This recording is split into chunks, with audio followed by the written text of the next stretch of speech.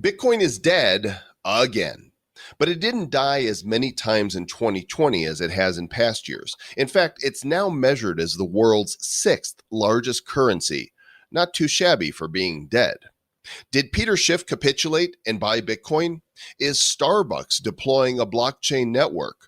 Will a quantum computer reward you with thousands of Bitcoins? Has the format of the show changed to only asking questions? And what about Naomi? There's a lot of news to cover this week, and we might even have some answers. So buckle into the Bitcoin roller coaster, put your hands in the air, and screech like you're both terrified and having fun at the same time. And join us for our Bad News, episode number 443 of the Bad Crypto Podcast. 5, 4, 3, 2, 1, 0, ignition. Who's bad?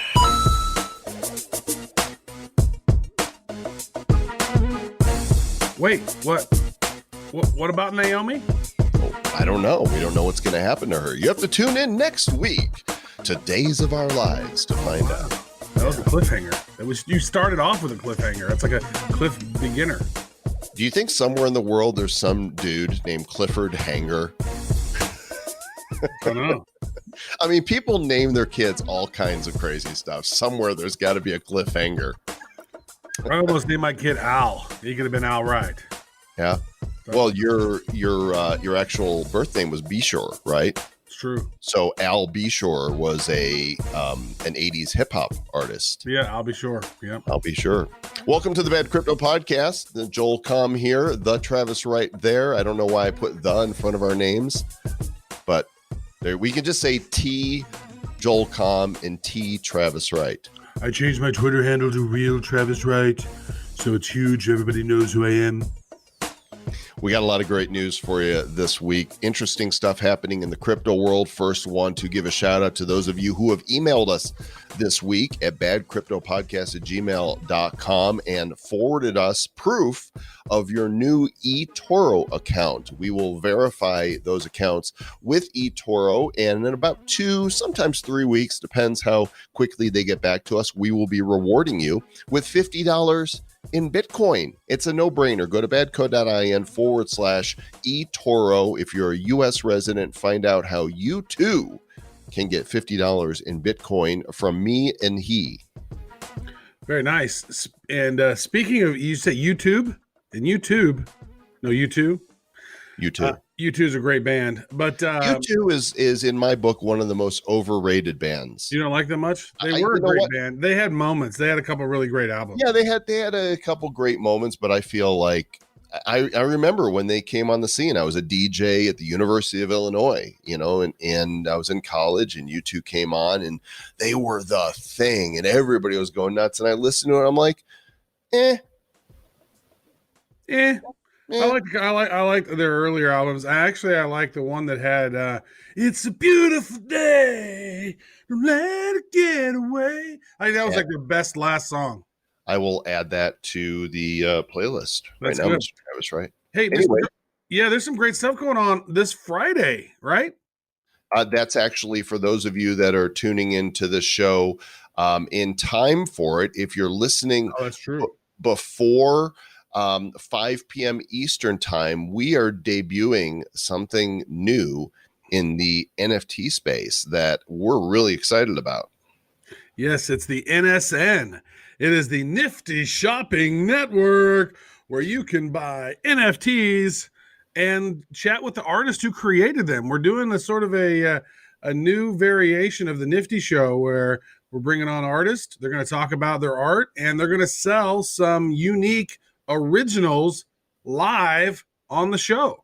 We've talked about the Nifty Gateway in the past. We've interviewed Duncan and Griffin Cock Foster on the show, and they're killing it with, they're selling for fiat, but the people are buying digital collectible artwork, and it's on Ethereum blockchain. And we covered a story about one piece of original art that went for $55,555.55. We're not going to be selling anything for that amount, but we do have an original piece from Veza who's an incredible digital and also with physical artwork artist. We've got Kevin Winger, who is the most popular artist. He sold more on wax as an original artist than anybody else. He's created an original piece of art. And we've got art by Alex, the dude that made the super cool Blockchain Heroes badges that we gave out to members of our community. He's creating an original piece of art. It's not a Blockchain Heroes piece of art. And we're going to have them on, and you guys are going to have the opportunity to purchase these original limited pieces of art. So join us at 5 o'clock on Friday. That's Eastern time, 2 o'clock Pacific, at nifty.show/YouTube or nifty.show/theta if you want to support decentralized live video streaming. And make sure you've got wax in your wallet. Otherwise, you'll miss the opportunity. Yeah. And there's a great new feature on Atomic that enables us to create these one-of claim links. And so that's what's going to be sweet about it. We're going to tell you exactly where to go. Boom. And if you're the first one to claim it and buy it, it's yours. And we're doing something like a home shopping network type vibe. And I'm really excited about it. I think it's going to be fun. And I think people will find a lot of value in it. And we're going to be able to talk to a lot of really cool artists that are doing awesome digital things. So I'm excited. We're doing a lot of firsts, Mr. Travis Wright. Right. There's a lot of because when you're playing in this NFT digital collectible space, it's all new. And so many of the things we're doing, nobody's done before. And we're pretty excited about it. In fact, we've talked about during the community meetings that my son, Zach, has created the world's first tokenized podcast. He looked at, what was going on. He's like, what if I did a show and wrapped it into an NFT? And the only way that you can actually own that show by purchasing the NFT from the marketplace. Very cool. And I imagine that we might be the second one to do that eventually. At least we're talking about it, taking some clips and maybe some full episodes or with some really cool interviews, or having some special content that did not make the episode. Having those as special collectible NFTs with audio. So there's a lot of stuff that can be done, and we are out there testing and exploring the boundaries and seeing what's possible and encouraging you all to do the same. If that's something that's interesting to you, everybody can play. This is a big space. Well, and it's one of those things where if you're not looking at it now and you're not going down this rabbit hole, you're going to be like, in a year or two, I remember when those guys were talking about that. I wish I looked at that then. So don't wish. One of the reasons you listen to us is because we're futurists here and we're on the cutting edge, and we want to bring you all with us. So don't miss the opportunity. Join us on Friday, September 11th, 5 p.m. Eastern, 2 o'clock Pacific for the Nifty Show, where we will dedicate the entire show to the world's first Nifty shopping network. Nifty.show/YouTube or Nifty.show/Theta. We'll see you there, and we'll see you right after this little bit of music that's going to take us into the news. And like I said, we're right here after the music because we do exactly as we promise. And if we go ahead and check a timestamp right now, it is 12:39 p.m. Mountain Time on September the 10th, 2020. CoinGecko.com, the place we go to and trust for tracking all the cryptos. Market cap of all cryptos right now, $340.5 billion. Bitcoin, $10,276. Ethereum, $362. Tether, 0.992999 to be specific. XRP, 24 cents. Chainlink, $12.55. Bitcoin Cash, $225. Polkadot, $4.47. Binance Coin, $24.36. Litecoin, $48.15. And rounding out the top 10, back in the top 10 is Bitcoin SV at $163.93. I'm back in the top 10 again. All right, now I got to add Aerosmith to the playlist. Thank you about that. I didn't mean that. No, that's good. So a new coin has popped into the top 99. Coming in at 99 is ELF, AELF. This bad boy's up, 167% in the last 24 hours, up 115% overall the last 7 days. And then Celsius Networks up 17%, all the way up to 46 cents. That is interesting because I mean that thing was like 7 cents. I think it was down there for a while. Then this whole DeFi thing is taken off, and now that's starting to take off. Loopring up 11%, and that's really about the only three winners. There's very moderate amounts of, but everybody else underneath that is in the red. Yeah, it was definitely a massive pullback week and kind of holding stable for Bitcoin once it got into the 10 to 10.4 range. It just kind of keeps yo-yoing back and forth. The biggest loser for the week, sushi. So raw fish, not good, down 67%. DeFi money down 50%. Kusama down 45%. Band Protocol, Reserve Rights Token, Ren, Serum, Ampleforth, Nexus, Arweave, Polkadot, all in the down 30% plus range. Lots of red there. Where's it all going to go next? I don't know. I'm not a financial advisor. You know what's crazy to me? This Urine Finance, this YFI token, it's doing like $400 million a day in volume. There are only 30,000 of these tokens. Max supply, 30,000. So it's the price of this thing is $30,000 and $30,126. And when you see the day, it's like $27,000 at a low. Oh, at the high, it was at 31,800. Like that is so crazy to see such a big, and that thing's up 375% in the last 30 days. Yeah, the whole DeFi arena is a little scary, very risky. Be really careful. Don't chase money, gang, especially if you don't have it to lose. Do your own due diligence. And what is that? On July 18th, it was at $31.65. Yeah, because it's brand new. And now it's $31,000, man. 97,000% it's grown in 2 months. Is that all?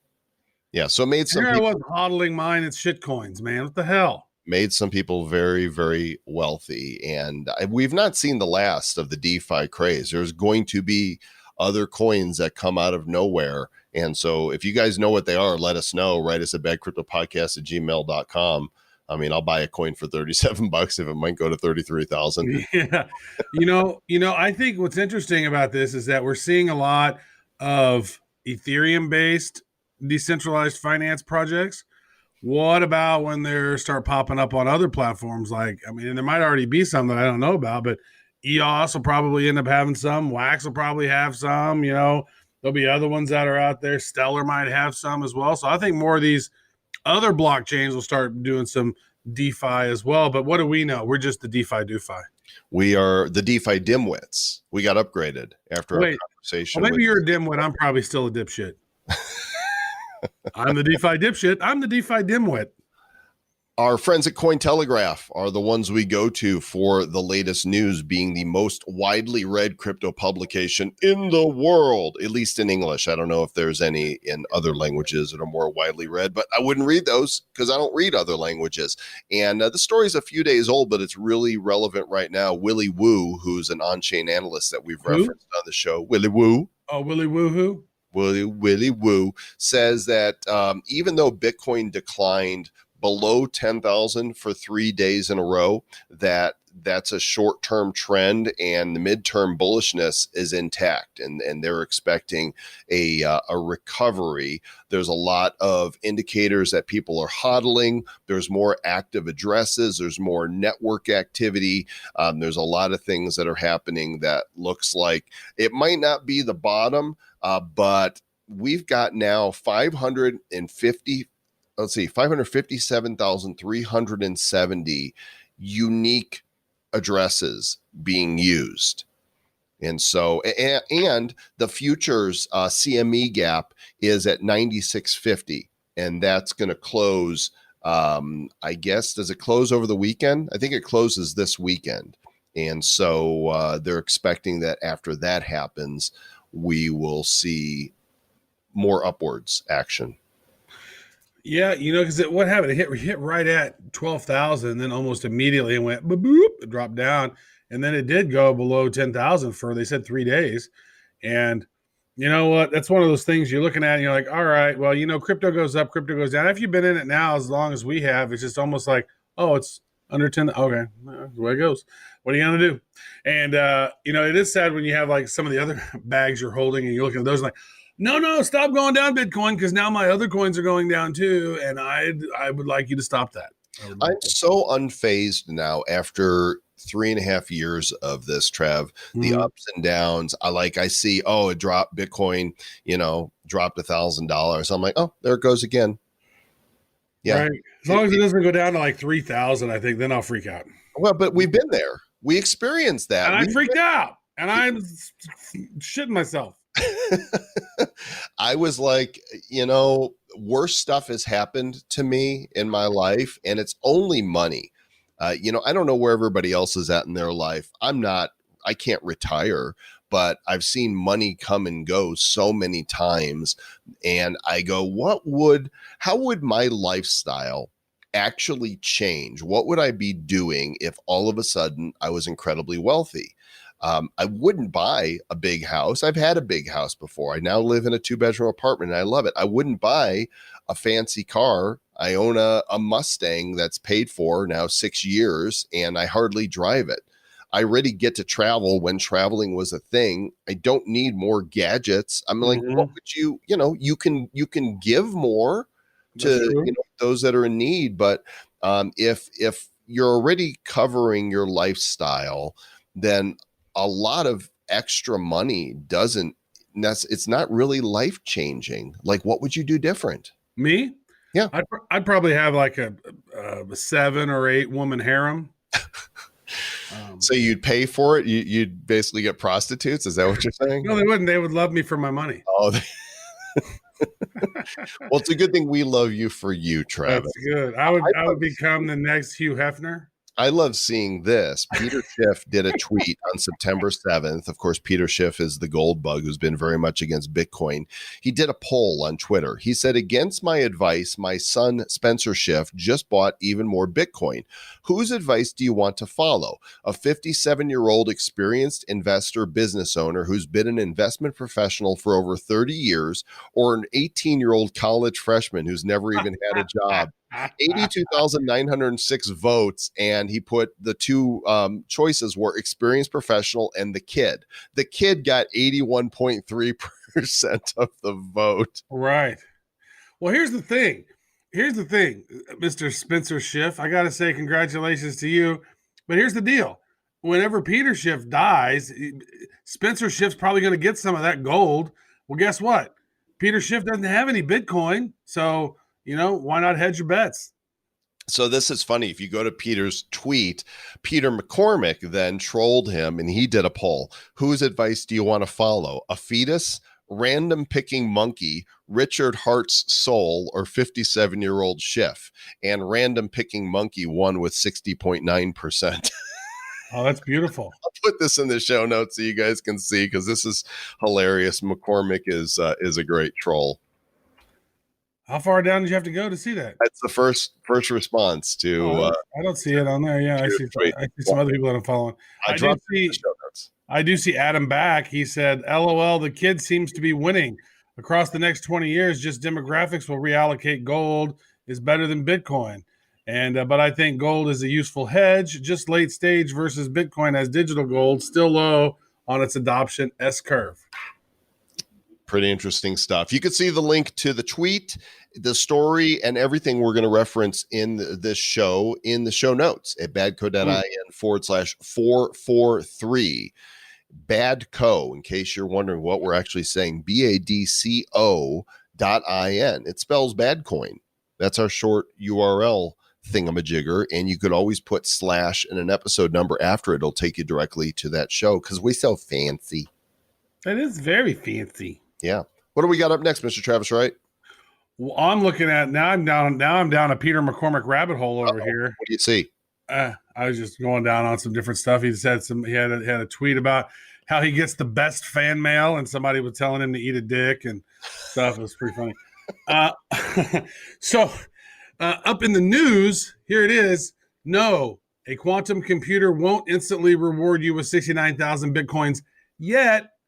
So, latest quantum computer may not help you unlock lost Bitcoin, but eventually it most likely will. Now, we've had this conversation multiple times over the last 3 years about what happens when quantum computing happens. And there has been this Bitcoin wallet with 69,000 Bitcoins in it that has been passed around between hackers and crackers for the last 2 years for the sole purpose of trying to crack the password, and no success so far. And this Elon Gal under the breach Twitter handle says, "I have the wallet now, Google. Hook me up with a quantum computer, please." And we'll see if that quantum computer can hack, because, with that 256 hash rate, I mean, it is nearly impossible, 256 SHA, there's a great video by One Brown, Three Blue, or Three Brown, One Blue. That's a username, the channel on YouTube, where it talks about 256 SHA and how huge it is and how nearly impossible that it is to hack with current computing. Now, with quantum computing, someday they might be able to, just because of the nature of quantum computing. You're actually processing multiple versions of the computer at the same time, up on top of one another. So you could literally just, max it out and create just a whole bunch, just unlimited computing power. But you can't do that with current computing power. But with quantum computing, eventually you might be able to. That's interesting. Maybe they can help me. No, they couldn't even help me find my 55, because I don't even know that I even have the address anywhere. So it's just lost somewhere. Somewhere in the dump. Yeah. Somewhere in the Missouri dump. A great piece here for you guys to read and check this out. It will be interesting to see what quantum computing does as affecting this. We're going to talk a little bit about how Bitcoin is dead, but as of right now, it's the sixth largest world currency in terms of market cap. It has a money supply worth more than 170 different fiat currencies. This is on decrypt.co. Here are the world currencies with a larger money supply than Bitcoin: the US dollar, the euro, the Chinese, the CNY, the yuan, the Japanese yen, and the INR. Is that Indian currency? That's the Indian one. Yeah. So, wow. So Russia has a smaller one. Wow. That's it. That's really interesting. And, if you were watching the mainstream media all the time or hearing the news, Russia is the biggest threat to the world, apparently, but look, their currency isn't worth jack. And so Bitcoin basically being the sixth largest world currency. Think about that. How many different countries out there that Bitcoin is larger than? It could be its own Bitcoinistan or something, or Bitcoin India. Bitcoinistan. I like that. So Bitcoin is here to stay. Travis, while on Decrypt, I got to go down this rabbit hole because I see a story here as a follow-up. We talked about somebody trying to get that 69,000 Bitcoin and hack it using quantum computing. Here's a story that the IRS is offering $625,000 to somebody that can break the Monero network's privacy. So they're taking applications from people that are saying, hey, we can crack Monero. They're going to pay out $625,000 in 2 phases to those who manage to do so, because of course Monero is untraceable. It's a privacy coin, and the IRS is saying we got to get to the bottom of this because we can't have people moving money around without us knowing. Well, that's just Monero is, the big one now, but I mean, there's it's not like there aren't other ones. And so if Monero gets hacked, they're just basically going to be, going after other ones. I mean, there's a bunch of Monero's one, obviously. Zcoin is another one. Bytecoin, Grin, Mimblewimble, those are privacy based. I think what Super Zero, Dash, those are both have some privacy. Zcash is one. Wasn't there another one like Verge or something like that as another privacy coin? Komodo, I think, is one too. Yes, there's a lot of them. And so what's going to happen is if they do hack Monero, people will just go, okay, IRS, I'm going over to this one. Right. So under the terms, private contractors and individuals are invited to submit a working prototype of how they intend to crack Monero.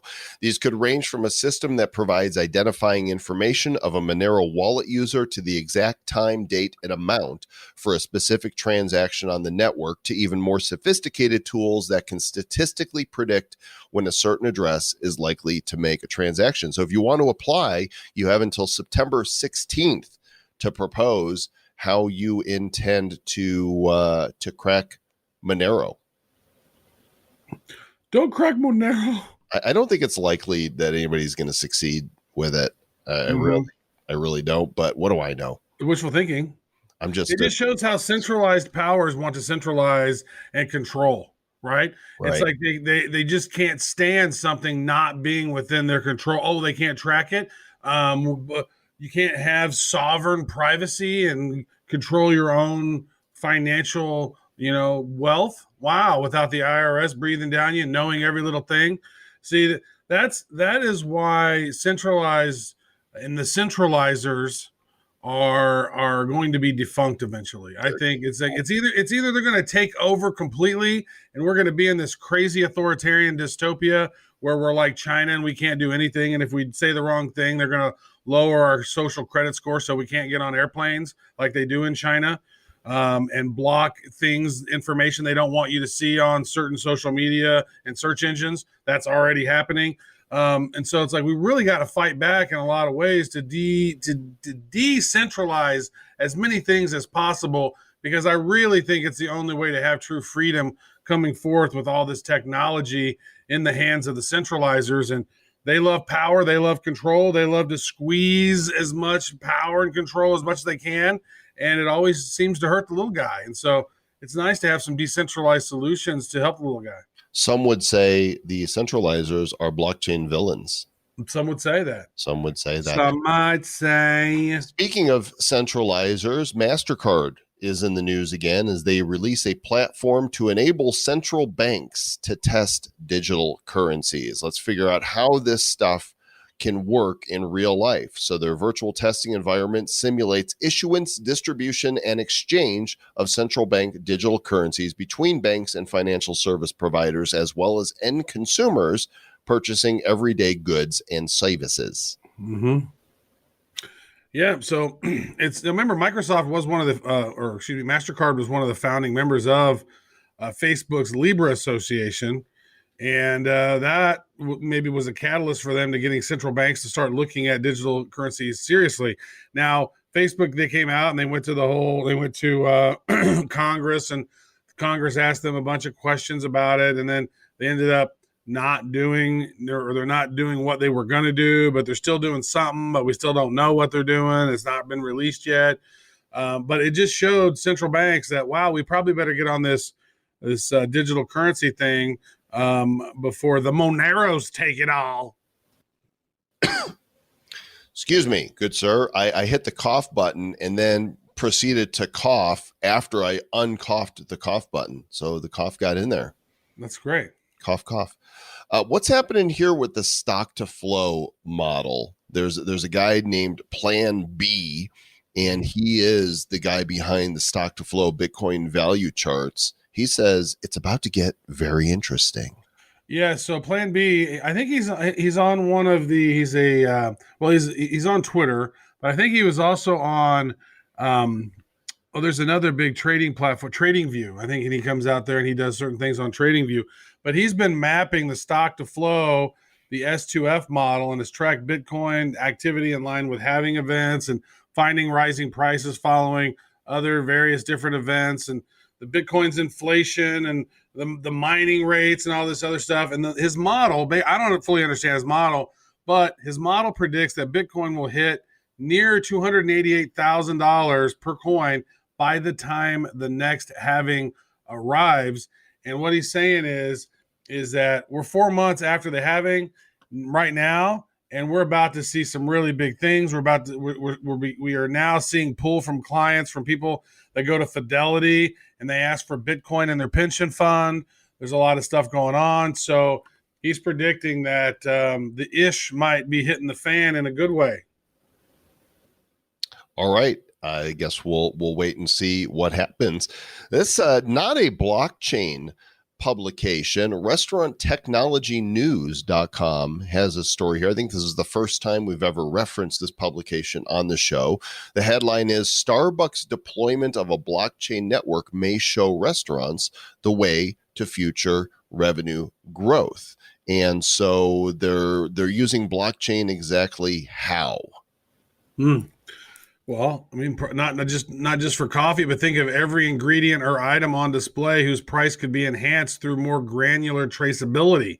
So not just for payments, but for utilizing blockchain, supply chain, and stock of things that are in restaurants, and things that you maybe because remember your blockchain is a database, and you can put a lot of interesting stuff on a database, and think about all the things that a restaurant might need to run effectively, and not just the fact that you can pay with Bitcoin and then convert that Bitcoin into fiat currency immediately, or keep it as Bitcoin, or keep it as a cryptocurrency.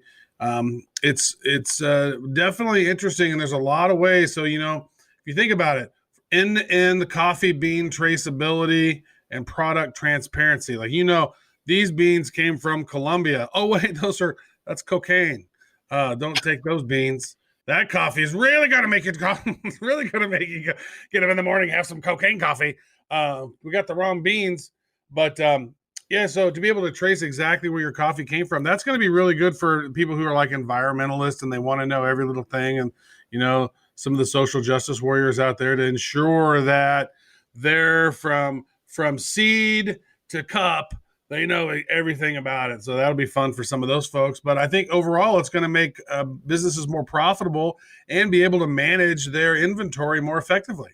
Traceability is a strong contender to be the local for the new decade because it deepens the trust that guests will have with your products and allows you, the purveyor, to source from niche producers around the world while also limiting the unethical interloping of middlemen. Nobody wants unethical interloping of middlemen. That's not cool beans, as you would say. So blockchain adds this layer of security and authenticity, and they're using it for beans. Think of everything that restaurants source and guaranteeing. For example, the questions in this article are really good. Do you believe that showing the exact cow pasture where a steak came from will allow you to charge more for that piece of meat? How about chocolate, where cocoa is mostly produced in West Africa, and yet those countries have largely failed to develop a homegrown direct-to-consumer industry because of too much exploitation by nefarious wholesalers? So going to be really interesting to see how well blockchain is implemented here. And this is written by the world's most published writer in hospitality, Larry Mogilonsky. And there's a picture of him on the page. And I just want to say the dude's got the biggest nose I've ever seen. That is a honker. But the thing about that, though, it's like you could go to the field, to the pasture where your steak was, and then tell the cow's brothers and sisters how delicious his brother was. Right. You can have. I hope you're just as delicious. You can have a tourist industry around that. Like, I'm going to go to the pasture where my steak came from. Now we're standing on the hollowed ground where that delicious Kobe beef was cobified. I just like to call cows name sirloin. Hey, sirloin. And it's like, hamburger, here he comes. What's up, hamburger? Like, they don't know. But if you say it in a friendly way, they think you're being nice. So Tim Draper. I'll get over here, filet mignon. Okay, cool beans. Tim Draper. Oh, see what I did there? Cool beans. Move. Hot beans. Tim Draper apparently had a tweet on September 6th that said, I recently purchased some BCH, and I don't think that means blockchain heroes. So easy to buy, use. Go to bitcoin.com. Thank you, Roger Ver _cash for this innovation. Obviously, his account had been compromised. There was a hacker that got onto Tim Draper's verified account, and Tim deleted the tweet as soon as he became aware of it. I don't know that he is a Bitcoin Cash fan. That's funny to me. Is that Roger Ver's Twitter handle? Roger Ver _cash? No, I don't think so. I think it's just Roger Ver is his. I don't know for sure. You guys can do the research, but make sure you've got your social profiles locked down. Everything you do, whether it's Facebook or Twitter, should be using 2FA for everything. You cannot log into my Facebook or my Twitter without having a 2FA account. And you can't port my SIM card because it's unportable. Importable. We're going to tell you more about that. We're waiting to have somebody on the show that's going to tell you how to have a cell phone carrier that is completely unportable, that cannot be SIM swapped. And that's what I have right now. Travis, did you do yours yet? Well, I have multiple family members on mine, and so we chatted about that, and then he was like, "Okay, well, let's figure out how to do that," and then never heard back. I want to actually, this is a really interesting piece that I saw down there on the bottom of that article. Mm-hmm. It says by Julie Magas, Magas, says that the number of women in crypto and blockchain has been skyrocketing in 2020. Like 160% surge in the number of women involved in the crypto markets this year. That's nice. We love to have more of those crypto chicks. You know, women bring different element to the space, to life, to the world. I mean, can you imagine a world without women? Well, it would be nearly impossible unless genetic males could start popping out babies, which is not possible yet. But it is 2020. That's right. Anything can happen this year still. This story here got my attention because apparently there's a guy that's known as the Bitcoin Pope. What's his name here? He goes by Kumar Babu Bondesi, and there's another guy named Darwin Eric Belusik, but Belusik is known as the Bitcoin Pope. How does one become the Pope of Bitcoin? I don't know. I was just thinking about that. I was like, man, like Bitcoin Jesus has already been taken. Right. You know, that was Bitcoin Moses. Yeah, there's not. Well, we kind of the prophet's kind of Bitcoin Moses. Who's Bitcoin Buddha? Yeah, you know what? Maybe I could be that because I have a belly. Rub Travis's belly and get some wisdom dispensed, and maybe an M&M or two. Yeah, I don't know. It's like, how do you become like a Bitcoin deity? It's pretty. He's like self-proclaimed. You know, this Bitcoin pirate that was already taken by the Dread Pirate Robbins, and like, you know, I don't know. How do you get a great name like that? Because I'm just Mr. Travis Wright, and you're just. I don't know. Maybe by getting in trouble because these guys have had emergency cease and desist orders by the Texas Security Commission for 2 alleged crypto scam schemes known as Forex Birds and Peck Universe, and these guys are facing a $10,000 fine or two to 10, or a $10,000 fine or two. No, one $10,000 fine or 2 to 10 years in prison or both. And so their websites are still active, but the regulators are saying, this is scam. Wow. So why you call yourself the Pope? Don't be like that. That's rude. To be like, I am the Bitcoin Pope. Follow me. I'm the Bitcoin David Koresh. You know, in the past, we've told about YouTube shutting off crypto streamers, and another one, a crypto YouTuber by the name of Sunny Decree, saw his live stream cut short by YouTube, with the platform stating the video had violated its harmful and dangerous policy. So harmful, so dangerous. It was a live stream called Bitcoin Dump or Dip. CME Gap, Bitcoin Dominance, altcoin stocks, and gold was removed because it violates our harmful and dangerous policy. YouTube, you guys suck. If you work for YouTube, you work for a sucky company. I'm just going to say that.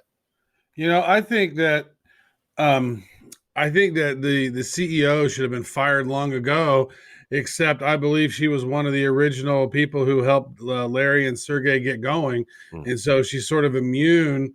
But I mean, the platform has just degraded into this pay to play and, you know, this sort of biased stuff. Is the bias within and propaganda within YouTube is just crazy. Because, you know, a lot of these influencers like PewDiePie and Mr. Beast and some of these other guys, Ninja, like they have like 10, 20, 30, 50x more subscribers than CNN and Fox and Right. all those other ones. It's scary how much that some of these influencers have an influence, and I think that really freaks out the mainstream media. And so if you go and like type in like any type of political term, you're always getting CNN popping up first, and MSNBC and ABC, and it's you can see how they bend their bias, and it's unfortunate because the internet, whenever it came out, in my opinion, it was like it was a brand new world, and you could find any information you wanted. Now you're getting to the point where certain information is it violates our policies on free speech, and you can't say these things about crypto. Like they banned us for a year and a half, and we didn't even do anything. We weren't giving away crypto. We weren't pumping and dumping anything. We were just doing our regular show. And I think that YouTube has lost their way, Google's lost their way, Facebook's lost their way, Twitter's lost their way, Reddit's lost their way. There needs to be, alternative decentralized solutions popping up, and there are. And so that's the one shining light on all of this. Right. This isn't the first time YouTube has done this. And the channel, YouTube later said that the move to take Decree's channel off was an error and restored many of the videos. I just want to know who's the idiot. Like whoever you are, stand up and say, I'm the bozo that declared that this was a violation of YouTube's terms of service. And, we still use YouTube for our channel, but we have alternatives. We are also streaming live on Theta TV, and we would rather you go there to watch the Nifty Show each week. Nifty.show/Theta. Go there before you go to YouTube. Support decentralized live streaming. Yeah. And every time we post a video on YouTube, it gets pulled into library. So if you go to library.com, LBRY.com, and search for bad crypto, you'll find. So if they were to pull us down, we lose nothing except the viewer count that we have on YouTube, and I think the measly $150 a month we make from ads. Right, and we probably make more than that, except they erroneously tag our intro music as claimed by someone else, which is we got it off of the site we got it off of that whole thing was copyright free, and so we could use it fair use anywhere. And I don't know. So there's a lot of crazy stuff going on with YouTube. You know what? I think if we had never got banned by YouTube, we'd probably have 10, 20x subscribers on there because we were really getting rolling. Yeah, but then they could still pull you at any time. More news from Cointelegraph that really is exciting, Mr. Travis Wright. Our good friend at Cointelegraph, who was the editor-in-chief, Jay Cassano, has been promoted to the chief executive officer at Cointelegraph. He is now going to be leading the way as the CEO, and John Rice, who has been the managing editor, is going to be the new editor-in-chief. So Congratulations to Jay, to John. Christina Lucrezia Corner remains managing editor. We love our partnership with you guys. We're excited for the future, and we have some ideas for you. So I actually heard from Jay, and we hope to speak with him soon because there's some cool things we want to help Cointelegraph do. Yeah.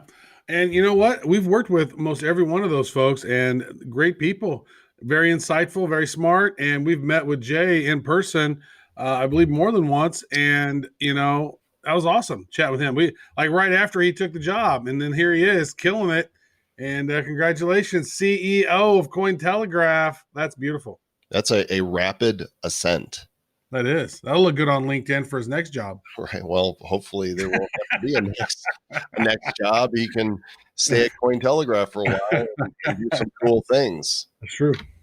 So I don't know if you're following Mr. Andrew Yang, who it just seems to be a really nice guy. I don't know, politically if I am on the same page with him, but if the Democrats would have put him up as a candidate, in my mind, he'd be a lot more appealing than. Yeah, he probably could have won that bad boy. Yeah. So he's got a token project that he likes that backs universal basic income, which is really a big part of what his campaign was all about. And it's called, is it the Good Dollar campaign that he's behind? Yes.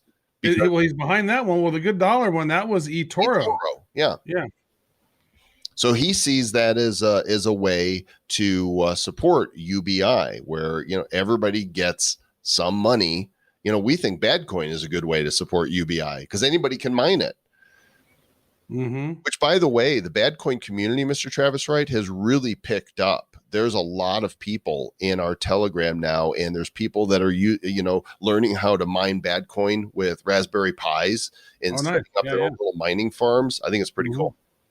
No, it is cool, and that's one of the things about it. It's a really great blockchain because the way that it's set up, and it could totally be used for UBI. Any country could literally take the code, modify it slightly for their own purposes, and then have their citizens mine their crypto, and they could use that as its own ecosystem. I mean, it's its own blockchain that it's pretty cool. I'd love to see it take off, but the thing is that we can't actively promote it because of SEC rules and regulations and all that. So we're not out marketing it and doing stuff. It has to go by community growth. Community has to do it, and we cannot. So if you guys want to join that Telegram with the community, we're not actually active there. The community is t.me/badcoinnet. There are apparently things that the community is doing behind the scenes that we've got nothing to do with, and we encourage you to check that out. Yes. Now, this next story, Joe Rogan is a prolific, for one, the comedian. I remember seeing him on that one show, Fear Factor, back in the day. He does all this stuff on UFC as well, MMA fighting, but his podcast is huge, and most people know about his podcast. Well, he had a guest on who is Adam Curry. Mm-hmm. And Adam Curry said to him, he says, look, he said about the importance of Bitcoin's asset amid an internet-based world which thrives on personal data sales, banking activities, and a centralized control. He said, the apocalypse is coming, and you're going to need a Bitcoin, at least one. And then Rogan said, are you a Bitcoin salesman, Adam? He goes, at first I was very anti-Bitcoin until I sold a shitload of them at like $900. And then he got them for nothing and sold them for $900. And then now they're worth $12,000. But they're saying when the apocalypse comes, it should be good to have at least one Bitcoin, unless the apocalypse comes with an EMP and nobody has electricity. I feel like that should be like a Screamo song. When the apocalypse comes. Adam Curry, used to be a VJ on MTV. After the initial round of VJs, he was like a second gen VJ along with Downtown Julie Brown and others of that generation. Of course, he's also a podcasting pioneer. He was doing podcasts at the very beginning. And I love that Rogan and Curry are talking about crypto. More and more people in the mainstream are becoming aware of just how big cryptocurrency and blockchain are going to be in terms of impacting their lives. And the more personalities that are talking about it, not crypto personalities, mainstream personalities, entertainers, the more attention people are going to get. So by the time it does go mainstream, well, of course, everybody's been talking about it for years. Yeah. And then he went on to say this is why Silicon Valley is competing with the U.S. Federal Reserve to be a bank. Everybody wants to be your bank, baby, because that's where they control you. That's also where you get loans at negative interest rates. So they also pay you to take the loan with which you can pay off your student loan. You wanted universal basic income. Here it comes. And by the way, it's going to work. But let me tell you, the apocalypse is coming and you're going to need the Bitcoin. At least one. The apocalypse is coming. Yeah. When the apocalypse comes, you might need a smart brain to govern China's new aerospace city. Blockchain firm Cybervane is partnering with the Chinese government to build a Cybervane? Is that the name of the band that sings that song? Yeah, Cybervane singing about the apocalypse and needing a Bitcoin. It's a blockchain-powered governance system for its aerospace smart city. This is China, say whatever else you want to say about them. They are forward thinking. And this is going to be China's first aerospace, cultural, and tourism city, a hub of development for aerospace products and support services intended for use in Chinese spacecraft and satellite launch missions. 12 million square meter facility, Travis. I want to do more research into this because I know that I watched this documentary just the other day on China and how they build, like they're the largest. It was a show called What on Earth, and this show is on Discovery Channel or Science's Channel, one of them. And it basically it takes all of these satellite images of places all around the world, and they're like, "What is that?" And then they go down and explore it. Well, there's this huge lake in China that is no longer a huge lake, and it's very small. It's like a river delta lake thing, and it's almost gone. And this lake like gives water to 40 million people. And what they're doing is China is the largest consumer of concrete in the world. And so what they're doing is they're going into this delta and grabbing all the sand, all the things that can be used to turn into concrete, and they're killing this lake. And what they're doing is they're building these cities, these ghost cities, where basically nobody lives in them yet, but they're building them because that helps their GDP. It's like, oh, look at all these buildings that we built. That's amazing. And so they're building up all of these areas all around the country where they could literally hold 8 to 10, 20 million people, but nobody lives in them. They're completely empty. It's like looking at I Am Legend movie with Will Smith, and you're going down these areas and there's nobody who lives in these cities, but all these huge apartment complexes completely done, all the roads, interstates, everything, but nobody is there. It is so weird. It's very bizarre. And you can go just search at it, DuckDuckGo it, look up China ghost cities, and go to the library instead of YouTube and look for it. And you'll see all kinds of videos. You'll be like, what? It is. So that tells me this aerospace city, is it needed? Do people want it? Are they going to use it, or is it going to be a ghost aerospace city? I don't know. We're going to find out. Our last story for this week, Mr. Travis Wright, is about Bitcoin dying again. The infamous Bitcoin obituary site has had another edition. They've been tracking the articles for every time a journalist has declared Bitcoin dead. They've been tracking it since December 15th, 2010, when the first article. And now there are 382 deaths to date, and it was declared dead again on September 4th, just a week or so ago. So sad. I'm so sad to hear that Bitcoin's dead again. How many times can it die? I want to see who's the Is it a zombie? Okay, here's September 4th, 2020. This is on 99bitcoins.com. Mm-hmm. And the person who said it is James Royal. In contrast, Bitcoin or other digital currencies are very likely worthless in the long term, and those are the kind of assets that investing legend Warren Buffett won't touch. It's these latter kinds of assets that have a greater chance to be in the bubble territory because they don't generate cash flow to support their valuations. So this guy is a veteran stock analyst. Bitcoin is worthless long term, is what he says. Yeah. So, James Royal, instead of telling everybody how worthless Bitcoin was going to be, you probably should have shut your face and bought some, and then look at how happy you'd be now, you miserable troll. Because he'll never be royal, except his name is James. Yeah. And so that was the most recent death. The oldest death from 10 years ago is why Bitcoin can't be a currency. And negative feedback loops like this are basically homeostasis. In nature, positive feedback loops exist like Bitcoin are lethal. The only thing that's even kept Bitcoin alive thus far is its novelty. Either it will remain a novelty forever, or it will transition from novelty status to dead faster than you can blink. Ha ha ha ha. By the way, I added Royals to the playlist, but not the Lord version. While she originated the song, Walk Off the Earth did a much better version of Royals, and I've added. There's even a better version of that. What's that? There's this clown who does it, who's got this amazing deep voice. He's like this sad looking clown guy who's painted all white, wearing white. Yeah, that's Puddles, Pity Party. Puddles, the Puddles version. Puddles is awesome. Royals is great. Puddles did that with the Postmodern Jukebox Okay. They're what a great band. I've actually seen them live twice, one in Vegas and once here in Denver. If you want to go to a fun show, these guys take modern day hits and they turn them into swing era type of songs. Love that. Right? Big band. Oh, yeah. And they're so good.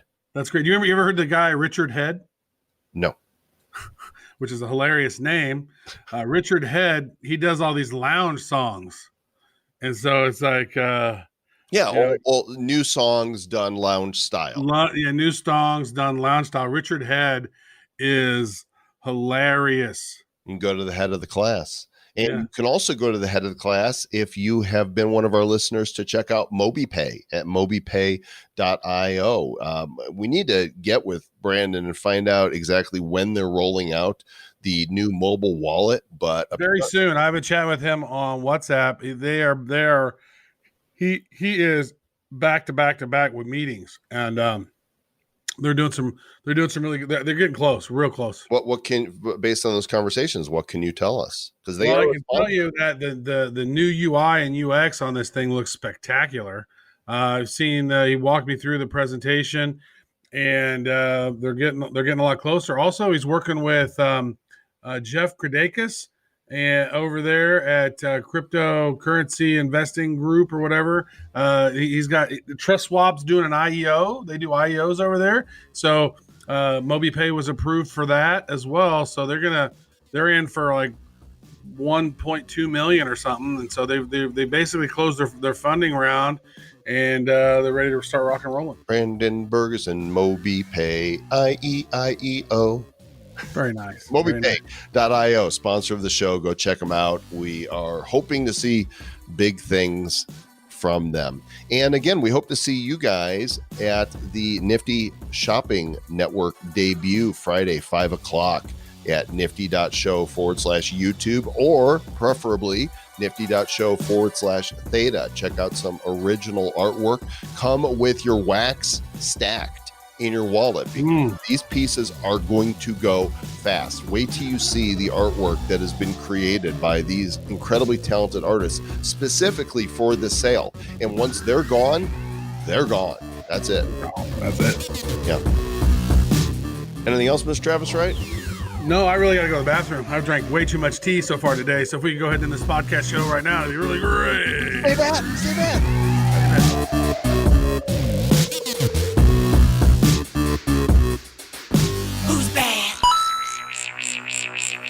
The Bad Crypto Podcast is a production of Bad Crypto LLC. The content of the show, the videos, and the website is provided for educational, informational, and entertainment purposes only. It's not intended to be and does not constitute financial, investment, or trading advice of any kind. You shouldn't make any decisions as to finances, investing, trading, or anything else based on this information without undertaking independent due diligence and consultation with a professional financial advisor. Please understand that the trading of Bitcoins and alternative cryptocurrencies have potential risks involved. Anyone wishing to invest in any of the currencies or tokens mentioned on this podcast should first seek their own independent professional financial advisor.